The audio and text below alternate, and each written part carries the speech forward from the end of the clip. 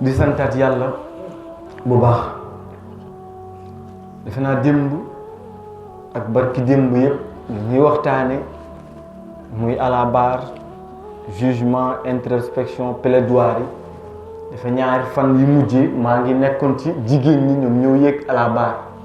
ndax pour résumer ñi fi nekkul woon mbir mi daal lenn la mooy société bi moo ñu convaincre ñun ñëpp bëgg changer xar kanam te nag pour loolu am il va falloir que képp kenn su ñun dugal ci loxoom moo tax nag daje wuñu ngir werante wala lu ni mel waaye dañ daje ku nekk juger boppam xool yàqute gi nga xam ne am na société bi képp kenn su ñun ban cër la ci am mu defaraat ak toogaayam pour lépp mën a defarwaat moo tax bu ngeen seetloo ñaari fan yëpp ñu ngi toll si jigéen ndax wax naa barki démb ne ñu bëri dañu ko indexé moom jigéen ne bu baaxee rek société bi baax bu jubee société bi jub kon bu melee neneen itamit boobu moytuwul société bi mel neneen moo tax nag moom mu yéeg à la barre doon reconnaître yenn si ñu koy jiiñ mais aussi tamit di réfuter yenn yi nga xam ne dañ ko koy jiiñ te du moom ak yi nga xam ne ce sont des responsabilités partagées maanaam am na si wàllu waaye société bi itamit am na si wàll. defe naa démb commentaire naa lu bëri waaye tey dama bëgg avancer dafa bokk ci li nga xam ne moom jigéen bi mu yéegee ci biir ci kaw tribunal bi nekk à la barre reconnaître na ko dafa utiliser benn citation ba nga xam ne bouddhiste yi muy ñi topp Bouddha ñoo koy utiliser d'habitude dañu wax ni rester en colère c'est comme saisir un charbon ardent avec l'intention de le jeter sur quelqu'un mu ne c'est vous qui vous brûlez mu ne nga mer mu ngi mel ni nga jël aw xal wu tàng jër ñëpp ko sa loxo ne da nga koy sànni ki la tooñ mu ne sa waay xalaatal yaa ngi lakk sa bopp yow mi mer mu ne loolooy sa misaal day mel ni jël nga aw xal wu tàng jër bëgg kaa sànni ki la mer loo mu ne sa waay yow yaay lakk sa bopp kon doo mettital keneen ku dul sa bopp jigéen bi mu yëgee à la barre loolu la wax mu ne si sama impulsivité bi ma doon wax keroog léeg-léeg day dëppoo ak li ma wax nii muy léeg-léeg dinañu ma tooñ certes waaye tooñ googu bu ma bëggee toññaat ji du ma bàyyi xel ne sama bopp ci boppam laa nekk di lakk ñu ne ko loo bëgg wax mu ne man jigéen bëri naa injustice yi nga xam ne man koy subir waaye léeg-léeg damay topp sama xol bëgg delloo injustice boobu bëgg fayu ba du ma bàyyi xel ne man en réalité sama bopp laay lakk muy léeg-léeg bu ma nekkee ci biiru sëy biir néegu sëy ki may sëxal sëy bi muy sama borom kër léeg-léeg dina def ay tooñ ya nga xam ne yu metti la léeg-léeg mu def ma la nga xam ne tàngal na sama xol te dama koy bëgg war nekk li ngay def ni tàngal na sama xol mais malheureusement nag moyens yi muy utiliser sama bopp laay mujjee gaañ c'est misaal mu ne man jigéen léeg-léeg damay jël sama portable lu jëkkër donte reconnaître naa ne tooñ naa ndax islam sama borom bi nga xam ne moo ma bind man jigéen daf ma tere may espionner sama moroom kon sama borom kër en aucun cas waruma ko espionner man jigéen ndax yàlla moo ne wala tajassasu bu leen espionner wante bu leen rëjjunte waaye nag c'est aussi valable pour les hommes góor warul espionner moroom soxnam waaye jigéen itamit warul espionner moroomam kenn si ñoom ñaar warul jël portable moroom di ko feuilleter à son insu mu ne kon man jigéen reconnaître naa ne kat jéggi naa frontières yi ma yàlla tegaloon te nag yàlla lépp lu mu la tere moom jigéen mooy wax de mu ne yàlla lépp lu mu la tere di nga gis conséquences yi ndax man jigéen bëri na lu may metti lenn moo ma koy teg muy le fait que may def loolu ndax dinaa espionner sama portable bi borom kër gis sa la nga xam ne mënu ma kaa faj muy metti sama xol bu ma yemoon fi ma yàlla yemloo bu ñu gëstu portable am amaana naqar yi may dund du ma ko dund waaye jéggi daytalu borom bi moo ma teg yooyu coono mu ne nag waaye fi ma jëm mooy léeg-léeg ma gis sama portable borom kër ya nga xam ne daf may metti lu sa mel ne par exemple li ko war jëm ci man ci dundal ak yu ne mel léeg-léeg du ko matal mais damay fayite gis portable am gis ne am na sama yeneen i moroom jigéen yi nga xam ne takku leen mais mu ngi leen di defal sax man lu mu ma dul defal li ko war si man respecté ko ba pare muy génn sa biti di jaay jom ma ñaaw moo may metti lool waaye yemu sax léeg-léeg ma gis ne moom am na ñeneen ñu ma séqal leneen ngeen baal ma ci kàddu yi dem sax ba séq ak ñoom dañu naan njaaloo mu doon la nga xam ne daf may metti man jigéen léeg-léeg nag ni ma koy fajee moo baaxul ndax au lieu ma yem fi ma yàlla yem loo déedéet damay jéem a delloo laa pareil ba loolu mu may dugal léeg-léeg ci may am jëkkër di wut far rendre ma compte ne man maa ngi lakk sama bopp ndax nag li may def lu garaaw la ndax maa ngi war ak war gi nga xam ne ci islam dañ ko condamné yéemu ma si am far waaye léeg-léeg ma dem ba passer à l'acte man jigéen dañu ma tooñ gi ma tooñ metti na ma au lieu kon mu wut neneen lu ma fayoo waaye damay jéem a rendre la pareil bay def la nga xam ne sama bopp laay lakk te duma ci bàyyi xel léeg-léeg bi gën a garaaw ma topp sama mère ànd ak keneen ci biti taxawaalu ba am fa doom hors mariage jël doom jooju indil ko sama borom kër jiñ ko ne ko moom mooy borom doom ji te islam encore une fois dafa condamné loolu kon dañu ma tooñ mu doon jéem a tooñ ñaar di ba léeg-léeg nag faf mu mujjee lakk sama bopp moo tax man jigéen il va falloir que encore une fois ma jéem a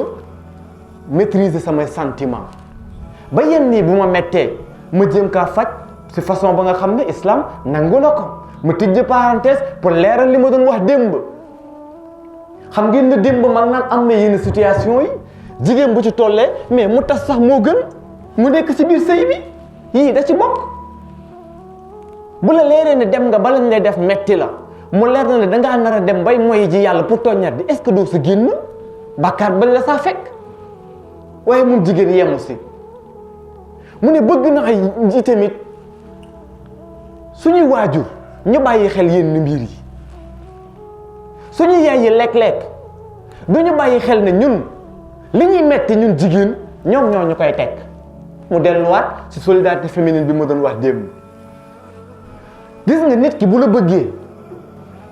da ngay sori ci moom ba lépp loo waxoon naa ne dañ koy amplifier waxoon naa ne par exemple ci misaal maa Abdou mii bu ma saagee garaawul mais Ibulaay mi bu ma saagee mën naa dagg sama xol xam nga lan moo tax maa Abdou am tuur la see xënañ ko man ak moom mais Ibulaay respecté naa ko respect ba nga xam ne am na yenn baat bu ma ko waxee rek day dagg sama xol ndax fi ma ko teg moo kawe kon nekkatul si baat yi muy wax mais si jëmm ji la waajur yu bëri nag comprendre uñ loolu moo tax léeg-léeg dinañu wax yenn baat yi yaakaar ne woyof la fekkante ne yow mu ngi dagg seen xolu doom te mu ne nag ñun jigéen ñi bëri na lu ñuy lor suñuy waajur lay jógee te nag du ñun jigéen ñi kese de doom yépp la dans leur ensemble si misaal léeg-léeg waajur dina ñëw bu dee ci góor ne ko diw de romb naa ko mu ngi am oto bu rafet ndeysaan moo ma sax ëndaale nga romb sa doom dem wallaahi xamoo kàddu googu lan la mën a jur si xolam pour yow waxoo dara mais gis nga kàddu googu nga xeeb sàcc loo na nit kàddu googu nga xeeb agressé loo na nit kàddu googu nga xam ne da yaa ngi koy xeeb dugal na nit si la nga xam ne waru ci dugg ndax yow waajuram na ngaa toll fu kawe ci moom ndax li nga ko wax noonu dem moom ni mu koy interpréter mooy problème bi ndax nag daf laa bëgg te bu sañoon teral la kon gis nga ñaxtu gi ngay ñaxtu noonu ci wetam daf koy jural yenn yi ba léeg-léeg day dugg ci lu mu warul dugg ngir teral la yow mi nga xam ne yaay yaayam kon yow yaay bàyyil xel ñaxtu ba ngay ñaxtu sa wetu doom yàgg naa wax ni nit ki boo nekkee ak ña nga xam ne dañu la bëgg moytu de ñaxtu seen kanam yàgg naa ko wax ba sa kilifa diine be ku mu mën a doon bu fekkee nit ñi dañu la fonk moytu de ñaxtu seen kanam parce que ñaxtu boo ñaxtu seen kanam day mel ni ab service boo leen demandé man ku mel ni Assane mii lekk du ma bëgg wax dara ci kanamam ndax gis nga yaa ngi wax dara ni et tout ça parfois te waxtaanu àddina rek de yàlla boo xëy nekk ma dem de saa waay ndekki sax daf ma të yaa ngi koy wax pour waxtaan ak moom mais problème la koy def moom gàddu na ko yóbbaale ko léegi lan lay préoccupation am yëpp mooy nan laa def ba dimbali ko pour ëllëg mu nga bañati am problème yooyu loolu nag parfois mooy dal waajur yi moo tax gis nga ñaxtu yi ngay ñaxtu sa kanamu doom di ko xeeb léeg-léeg mu jural ko ay problème te loolu nag dafa concerné jigéen ñi ne yéen suñu waajur fu ngeen dimbali ñu si loolu léeg-léeg yéen suñuy yaay ngeen ñëw suñu wet naan diw day maye nañ ko yow looy xaar pour am jëkkër kaddu la dina xam ne léeg-léeg waajur yi dañ koy xeeb te wallaahi azim bëri na lu muy toruxal jigéen léeg-léeg nga gis mère boo xam ne da siy topp nag si noppi doomam mu mel ni jëkkër moom lu ñuy dem di ko wuti ji si mbedd mi la déedéet léegi nag dafa am lu muy jur mooy léeg-léeg dañu naan sëy yi comme ay CDD maanaam ay contrat à durée déterminée li ma yàggoon wax naan parfois da ngay ruus sax daje ak nit ki naan kan ak ani soxna si ndax fa ñuy takkee sëy bi laata photographe bi di yóbbu photo yi sax sëy ba tas na léeg-léeg nga dégg gars yi di ko wax yow mi décoré woon sa mariage ba avant ñu laa jox sa reliquat sax da ngay dem ñu ne sëy ba tas na léegi ku lay fay pour dire que ni léegi sëy yi ci vite fait mu éclaté wu ku nekk jaar gauche ki jaar droite nee woon naa dim nag divorce bu ko kenn jiin jigéen ñi góor ñi la comme jigéen ñi mais nag dafa am lu koy indi bokk na ci koy indi facteur bii jigéen ñi nee na yaay yi li ñuy bumax parfois mooy tax dootuñu def choix si biir néegu sëy benn instant dinañ yaay yi dinañ bumax doom yi ba leen rek li ñuy gis mooy ku na góor ñëw buy ñëw may dem sëy ji te nag sëy xam ngeen ne dañu koy tànn sëy dañuy tànn ni góor di tànnee jigéen itamit noonu la war a tànnee góor lan la yeneen bu tedde wax alayhi salaatu wasalaam bu góor fëggee seen kër ñëw di ñaan si soxna bu leen ay jikkoom doyee mu yor jikko yi jullit may leen ko kon du n'importe quel góor la ñu war a may kon ni góor di tànni jigéen itamit noonu lay tànnee góor mu ne nag parfois je me trouve être prisonnière si yenn situation yi comme bu ma ngeen mën a utal jëkkër ki njëkk ñëw rek xooluma sax ay jikkoom ndax doy na wala déet moo ñëw rek dugg si ndax yéen a ma doon forcer pour ma dem sëyi ji une fois nag nga dugg fa si ngay gis nag ay jikko ya nga xam ne xamoo ko woon xam nga wax naa ko bés ne góor ñi lekk-lekk seeni comportement moom ñoo mag apprenti kii ñoo yem apprenti car rapide yi lekk-lekk góor ñi ak ñoom ñoo yem apprenti bi bu la bëggee yëpp ci otoom fële la lay d'abord jàppal la say bagage et tout ça dugal la si oto bi installé la ndax daf la soxla sa passe la bëgg encaissé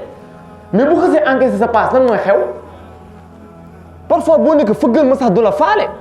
booy wàcc sa tànk benn tànk bu tega beneen bi avant muy tegu fëggal oto bi pour dem yéen góor ñi lekk-lekk noonu la ñuy def sa passe bés bu ñu ko encaissé rek yàqu nga kon nag il va falloir que kon ñu def choix léegi nag yow waajur bu ma xëy sa doom ba jotul am tànn ba nga xam ne moo war mais léeg-léeg moom elle se retrouve prisonnière te prison bi nag yemul ci foofu de beneen paramètre bi waajur gën a bàyyi xel mooy li jigéen ñi waxaat mu ne beneen paramètre bi mooy léeg-léeg yéen suñuy waajur yu góor surtout ngeen ne da ngeen di jaay fulla ba léeg-léeg yéen a ñuy tëj ni ngeen ñuy tëjee mooy léeg-léeg nit ñëw di leen ñaan si soxna ngeen taxaw mbooloo mi yëpp di leen déglu famille ku góor ki yëpp di leen déglu ngeen naan man juruma doom juy fay kii bu xësee dem dootul ñëwaat peut-être de bi ngeen koy wax yéen waajur yu góor yi intention yu baax ngeen am kaddu googu nag doon na doon kaddu gu baax kaddu gu rafet bu fekkee ka ngeen di dénk ko mat dénk la waaye nag qu'est-ce qui se passe bu fekkee ka ngeen di dénk matul ku mat a dénk luy xew muy kaddu googu di koy utiliser contre ñun yéen xam ngeen ne am na ay jigéen ñi nga xam ne li ñuy dund seen kër jëkkër ya jaaduwul yellul waaye lenn moo tax mënuñoo dellu seeni kër mooy ku góor ki dafa xam ne kii kat comme xës na ñëw du dellu ndax papaam nee na ko du duggaat ci biir kër gi lan lay jur ku góor ki léeg-léeg day def lu ko neex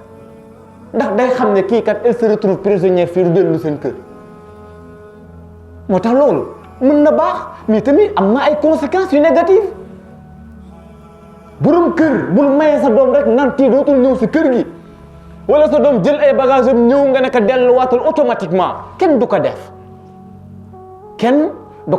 dëgg la nag jigéen bëri na parfois ay caprice waaye am na la nga xam ne nag góor ñi la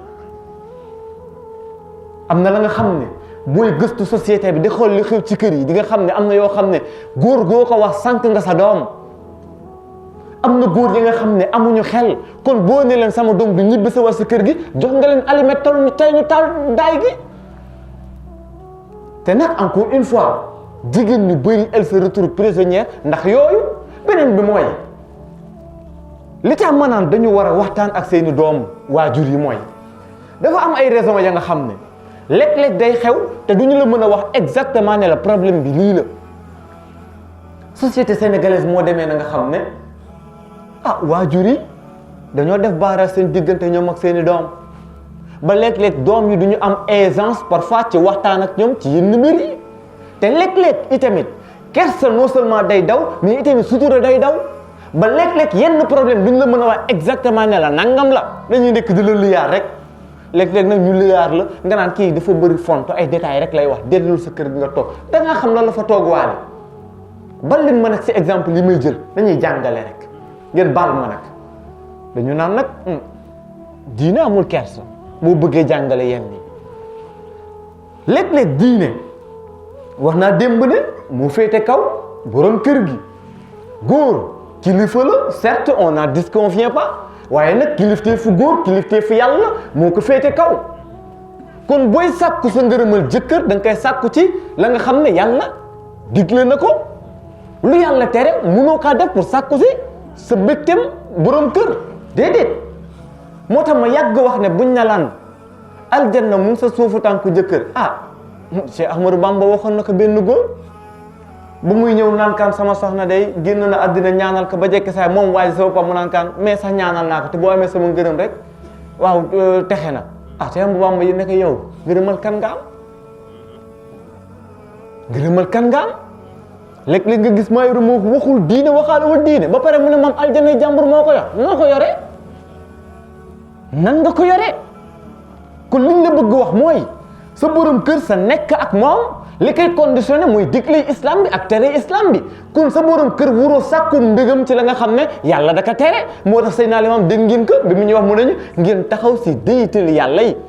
en aucune manière nag waroo fekki déytal yàlla yi mooy li nga xam ne mooy limitu yàlla yi ma jox leen ay exemples yu concret nee woon naa démb sëy jaamu yàlla kon fu ñu war a jaar la pour am ngërëmal yàlla bu ñu naan la sëy nag jaamu yàlla la ñun ñëpp xam nañ ne jaamu yàlla du n'importe comment lañ koy defee jaamu yàlla kon dafa am la nga xam ne ay charte la àndal léegi sëy boobu nga ñëw islam ne la yow ko jigéen ki bu fekkee setoo waroo ànd ak sa borom kër nga am borom kër bu sàggan bu mel ni maa Ibra nga tollu situation yooyu mu ne moom yoonam nekku si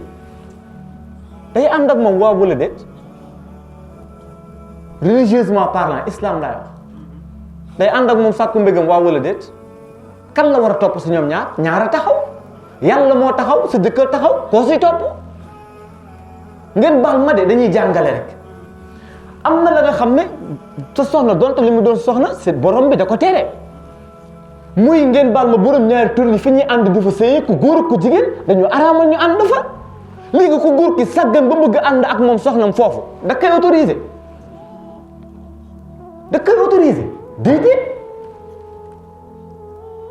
bu ko autorisé léegi nag bu boobaa lan mooy xew yow ku jigéen ki kersa lan la digganteem ak moom ay waajuram ba mënul jàkkaaroo ak waajuram nekk sama borom kër lii la bëgg ma defal ko bu ñëwee lan la lay wax da lay liyaar rek nan la parce que c'est-à-dire parce que du mën a dóor baaram problème bi léegi yow nga nekk fa naan sama doom ji daa soof ak yoon lan moo ko jur ñàkk complicité si diggante waajur ak doom bu ngeen amul complicité du gêné wu pour expliquer le problème bi lan la léegi nag ku jigéen kooku léegi bu tasee ñun société ñu koy xool naan kaan yow ko bon nga dara ngaa tas kon moom moo bon wala ko góor kee bon kan moo bon kan moo bon waaye itamit lekk-lekk islam dañu jàngal ñu bañ a dimbalante sa nga xam ne ñaaw teef la ak mooy yàlla léegi ku jigéen ki nekk si biir kër di sëy xam nga jigéen ñoom dañoo bëri sutura macha allah te lekk-lekk yàlla itamit def ñu am doom si biir sëy ba bu ñu yàqee seen deru borom kër deru kan lañ yàq seen deru bàyyi doom lañ yàq te lekk-lekk duñu ko bëgg moo tax yenn yi duñu ko bëgg di génn si biti léegi comme islam daa tere itamit ñuy dimbalante si ñaaw teef waa léegi benn soxna bu fekkee day sëy ak Maa Ibra di jaay drogue moom day continuer di jël xaalis boobu di dundee te mu xam ne lii lu araam la si suturaam du xaawi suturay borom këram ndax bàyyi doomam lay xaawi seen sutura moom itam mu dëgg bal bi bu demee est-ce que dina wax parent tam lan moo xew du ko bëgg wax li ma bëgg ngeen comprendre que mooy kon am na yenn yi nga xam ne il va falloir que waajur yi briser glace bi seen diggante ak seen doom pour ñu leen di mën a exposer problème yi comme il le faut waaye bu fekkee loolu amul nan la ñuy def te encore une fois sëy jaamu yàlla la sëy kon daf la war a permettre pour nga élever wu sa diggante ak sa borom kon léegi bu fekkee jigéen dafa nekk ci atmosphère yu néfaste yooyu noonu est-ce que dina ko yegg jokkale ak boromam déedéet léegi loo ko bu tasee dañ koy yedd est-ce que dañ ko war a yedd déedéet kon li ma bëgg wax mooy lu nekk dafa am contexte bëri na kon lu ñuy xool jigéen nan kan yow yaa bon te fekk problème bi nekkul ci moom problème bi ma léeg-léeg mu ngi nekk ci góor ñi mais pour nga xam que il va falloir que daje waxtaan am yow waajur nga ubbil sa doom ay bunte yi nga xam ne di ngeen toog ngeen waxtaan si waaye ñu ni tamit ñu xoolaat suñu bopp li ma wax sànq waa du yoon xam nga benn actrice waxoon na ko ne man never crave what they already have les hommes n'ont jamais grand soif de ce qu'ils possèdent déjà ñoom góor ñi li nga xam ne am nañ ko ba pare na matuñu ko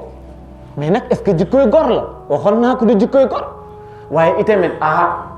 ñoom jigéen itamit wax nañ ne elles sont coupables ci loolu ñoom itamit lekk-lekk loolu dina leen dal lekk-lekk loolu dina leen dal bëgg dugg ci sëy ndax ñu ngi lay bëmëx tax nit ki ñëw nga xam ne bëggul nangam et tout ça nga masqué wu doon beneen nit ni mu amee ci góor ñi noonu la amee ci jigéen ñi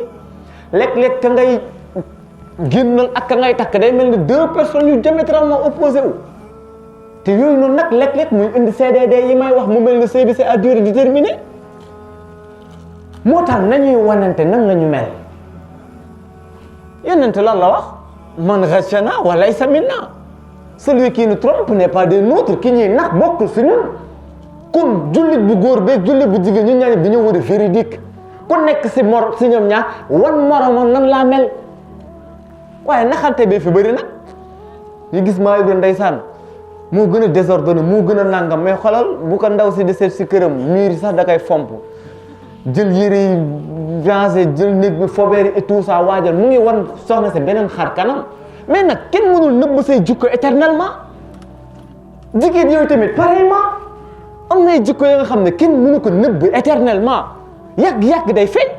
moo tax ku nekk na wan moromam ni mu mel bu fekkee nag yéen ñaa ñi képp kenn wan na moromam ni mu mel ngeen xool ku nekk yéen ñaar dans le long terme ndax mën ngeen ànd wala déet waaye naxante ku nekk dina morom bu ngeen dugg waa yegg leen sa sëy ba am na la nga xam ne yomb na li may wax ne sa parenthèse la mais yow dafa yomb xam nga génn yéen daanaka 30 minutes ngeen dépassé ku nekk demal seen kër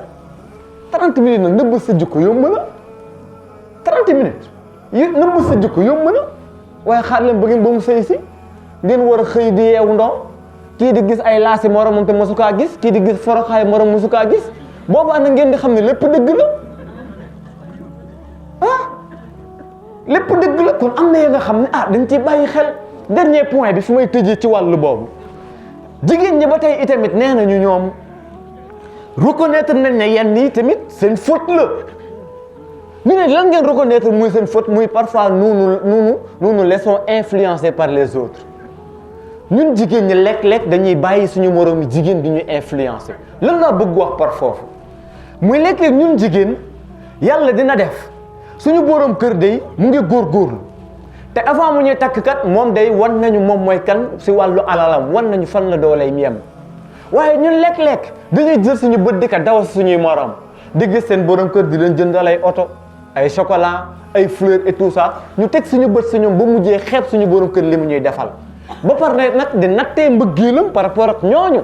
te ñun jigéen lekk-lekk dañuy réerée ni ñëpp bokkuñu façon bi ñuy wanee seen mbëggeel am na la nga xam ne du sax suñu culture dañ ko baaxoowul du manque d'affection de déedéet lu ñu baaxoowul la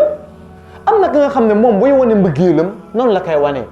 jënd ay fleurs indil ko borom ki soxnam wala jënd ay chocolat indil ko soxnam wala jekk saa def benn surprise indil ko soxnam mais am na ka nga xam ne musul def loolu te du ñàkk affection du manque d'amour de déedéet yar yi ñoo bokkul nit ñuy wane tamit affection moo bokkul léegi yow jigéen boo comprendre loolu da ngay nattee sa borom kër par rapport ak ñeneen ñi te ñëpp du ñu benn ñëpp du ñu benn kon waroo xool keneen ki li ñu ko borom këram di defal et tout ça nga bëgg kaa nattee ak sa borom kër te kooku ngay ñee amaana yow sa borom kër am na lu mu lay defal te kële du ko defal ko képp kenn su ñoom day am nangam manqué nangam waaye da ngay gis ne lekk-lekk ñoom elles se laissent influencer par les autres beneen bi itamit mooy lekk-lekk du ñu xam lan lu ñu bëgg léeg-léeg ñun jigéen du ñu xam lu ñu bëgg. xool sa morom ba nga xam ne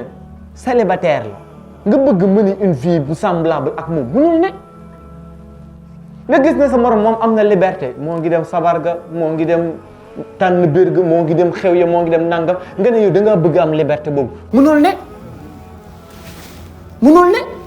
boo bëggee def loolu fan ngay mujjee ci bañ a tënku ci diitalu islam bi di génn sa kër te doo tàggu sa borom kër te génn loolu xam ngeen lan la si yonent wax alayhi salaatu wasalaam muy delluwaat nag ci li ma doon wax depuis le début li la waroon jege la ak ngay dugal ci la nga xam ne ak alkande la lay jural waaye itam waajur yi surtout waajur yi jigéen ñi ñoom lay gën a indexé si lii nañu bàyyi xel seen doom. gis nga dafa am la nga xam ne yëfi sàmba alaar la sa doom bu jigéen mu leer na ne borom këram téewu ko ni mu ko war a téewee